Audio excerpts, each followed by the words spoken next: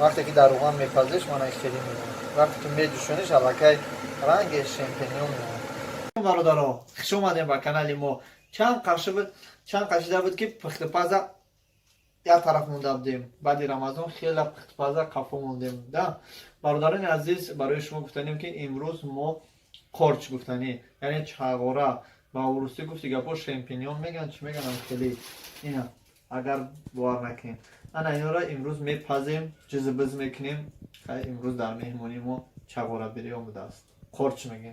انا ببینیم برادرها این قرچ رفتی از جنگل مانا دیدی در جنگل میشه. اینا از جنگل با روز ساعتش میشه که البته ما خودم رفته به دست خودم همه را میچینم و شما دم نشون بدم. دیدی چه خوش رو اکنون چیکار میکنیم برای پختنشون.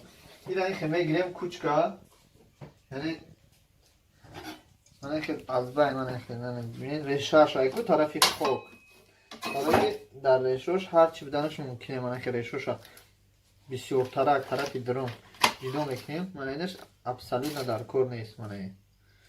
من کچخیلی که میمونه من اینجا میگیریم در او تر میکنیم. دی من چوشم ریشه‌اش در کار نیست برای که ریشه‌اش سخت وجه رنگ چی میشه تختوری نه بیزت نه. من که تر میکنیم برادران عزیز یک بار دو بار او گردانش میکنیم.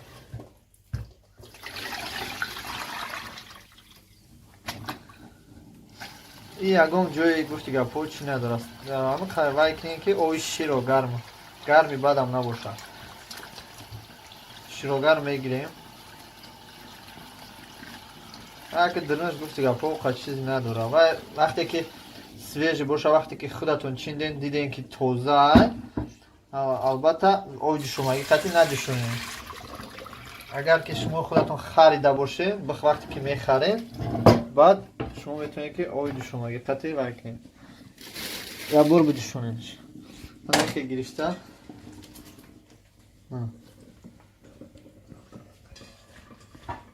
برادران عزیز این بود قرچ امروزه ما. بعد که شوشتیم گرفتیم البته این زیاد شد اوکی تیار است. قرچ تگی تیار. من از کارتکم میمونیم کم تا روغن گیرو میکنیم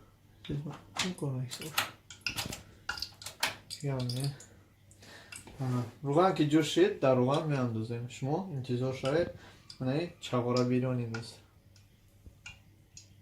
وقتی که 1 کیلو 2 کیلو باشه برای شما از سکوراتکا و نیم کیلو روغن بس است. نه که از سببی که ما بسیارتر داریم یعنی یک کاسه بسیار باز تیار میکنیم تا اوندا میکنیم تیار شدن برای همین ما در دیگ لازم میشه.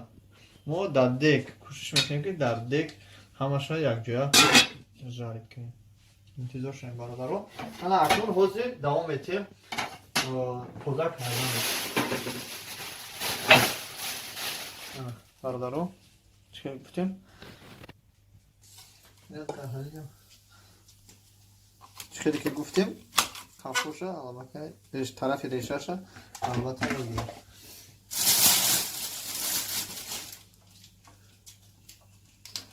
این است قرچ بریون.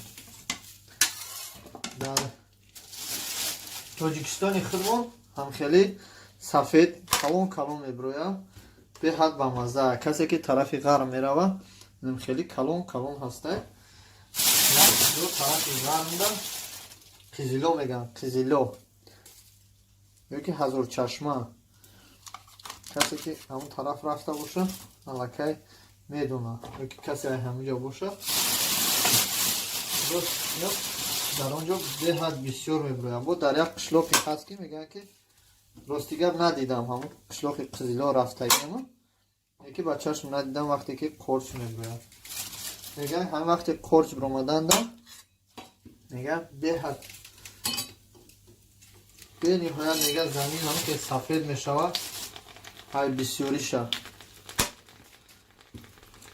زمین همین قرچ بسیاری برامدن شد میگه زمین نمیشود سفید میشود شوری. اگه تو چی اندازه را این درست است رو دیگه ما ندیدم شنیدم چند بار دعوت کردم منم خیلی کلام میبرم.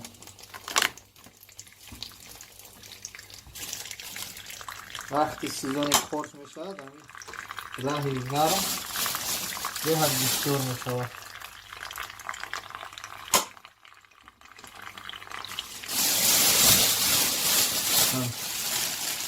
میگردم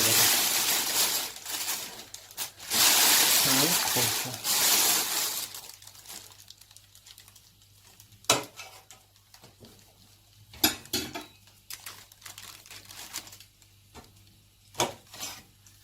پیش از آنه که ما با دیگ اندازیم خورچو را یک بار نمکشون میکنیم. کم ترک نمک میکنیم برای نستر خوبتر باشه. برای نمک کردن البته در طبق چوبی طبق گپو بابایی ولی با هم پادپیشیکوی چی میگن که پادپیشیکوی شو اکا دست داوم یاگم پرچاتکی نکشیدی داوم پرچاتکی نکشیدی میگم آیکه بعد بکنیم کورا برادران حالاکه یک قسمش تیار شد. باز ما قدر دیگه داریم همه اینا را پختن در کن. انا خیلی زیر همین خیلی کم ترک نمک میکنیم ایستم و افتر بعد یک جای میکنیم قطعی نمک علاقش میکنیم باز زیر اینه دختن در کن. یک میل سنجیم کنی دیگه میل سنجیم کنی. اوه دیگه تایر ازی روغان علاقه شیرین شده. گوشتی همون کانتی رکو روغان شیرین شده. این همه روغان همان بخور شیرین مهمون شد.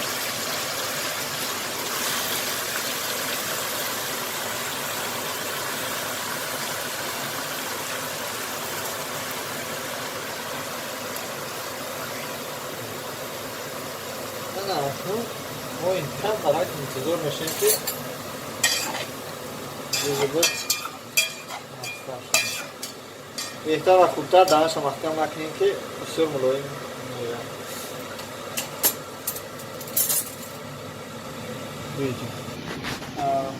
اگه دوام میتیم باز باقی مانده شد نمک کردن یکیم سیمچه انداختیم برای پختن. یک قسم دیگه شد باید نمک کنیم. نمک کمتر میگیم که باید شورترک نگیم. کمترک شورترک هم اومد شورتوخر میگیم با مزه تر میشن.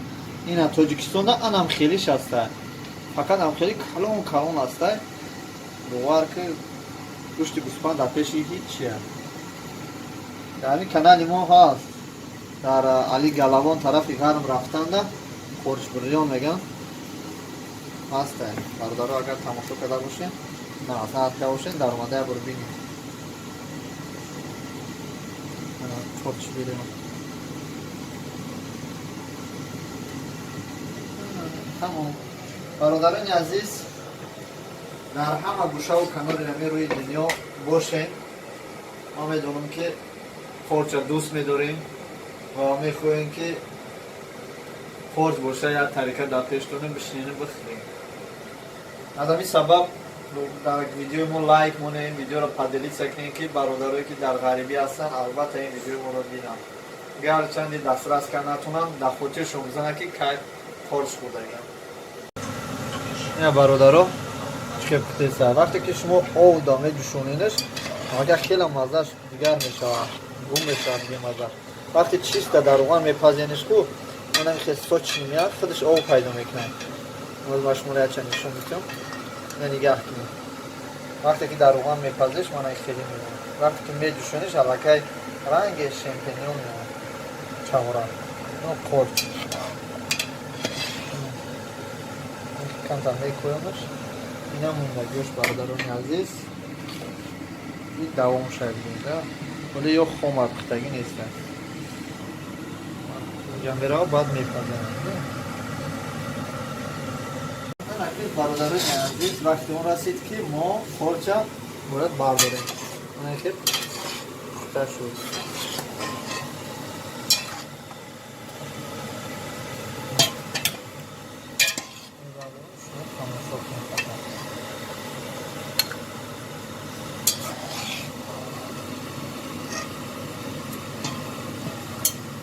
کسی خوبتر نفتر میتونه خیلی بپزه ما همون قشن میتونیم میگیم ده یک چیزی میتونیم همه خوبتر نفترش همین شوشتن در نفت شوشتن در همین روان احتمال دیگه شکل نه تیمه میگیم دیگه لکه مزاج دیگه میشه وقتی در رو میدوشونیم شما مزاج تماما دیگه میشود وقتی که چیز تا در روان خود میپزه باید تماما دیگر است اینو از جنگل آوردگی هم از بزرگ خریدگی نیست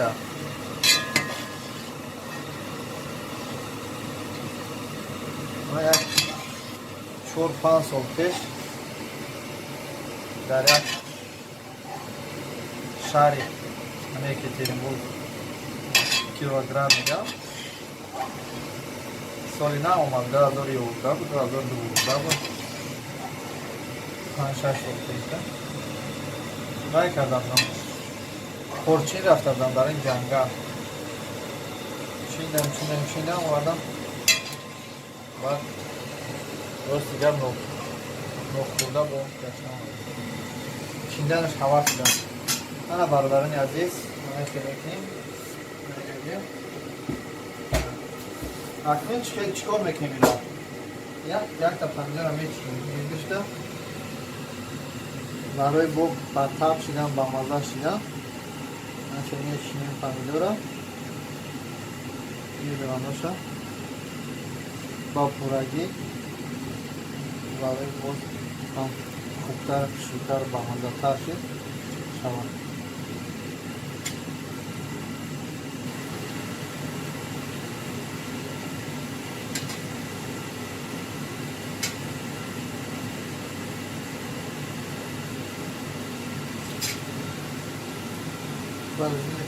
البته زیرین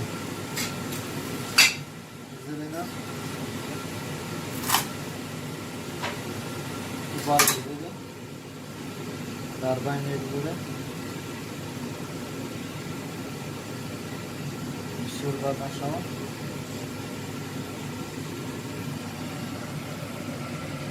تمام اون علاقه تیار شد مرحمت شما اومده